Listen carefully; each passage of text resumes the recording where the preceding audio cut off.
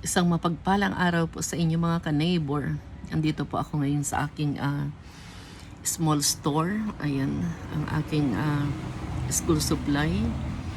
So sa ngayon po ay medyo mahina po ang ating paninda. Gawa po ng nakabakasyon pa ang mga bata. So by next week po, unti-unti na naman pong babalik ang mga bata para bumili ng mga gamit nila sa school. So ito po ang problema kapag school supply. Pag wala pong pasok, kukunti ang namimili. Ano po, so dapat talaga po ay may iba pa ikaw na business. Ano po, so hindi naman po na si zero. Kapag a day, wala naman pong zero. Meron pa rin pong mamimili. Kasi iba-iba rin po naman kasi ang aking mga paninda. So hindi lahat school supply. Meron din pong iba-ibang mga paninda dito sa aking tindahan. So kahit papaano po ay may kinikita ang inyong ka-neighbor. Ano po, so by next week po ay start na ng pasukan ng mga bata. Ang ibang school po ay nag-start na, pero yung iba rin pong mga school ay by Monday po ang start. Katulad ko po as a daycare worker, ang pasok po ng mga bata is on Monday. Monday po ang start ng mga daycare center.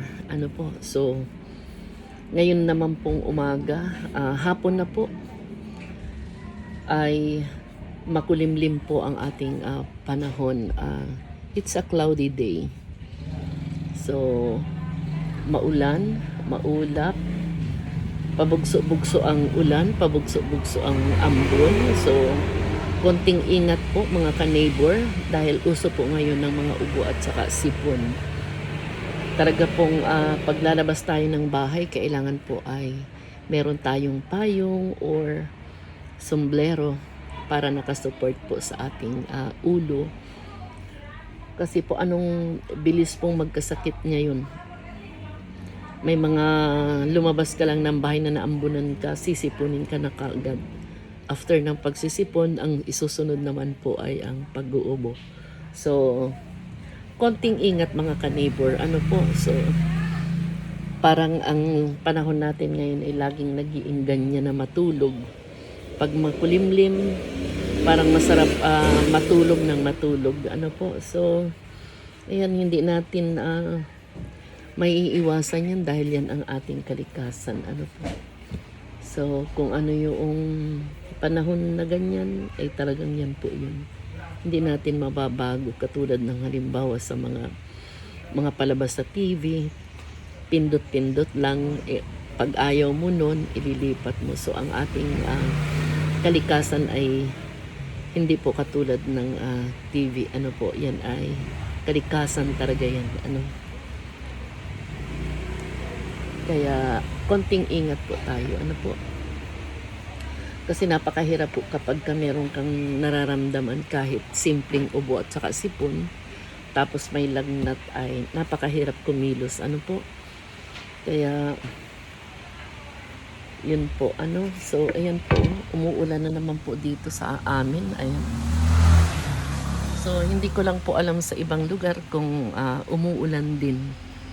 Dito po sa aming lugar sa Mindoro ay umuulan, pero meron din po mga bahagi dito sa Mindoro na hindi inuulan.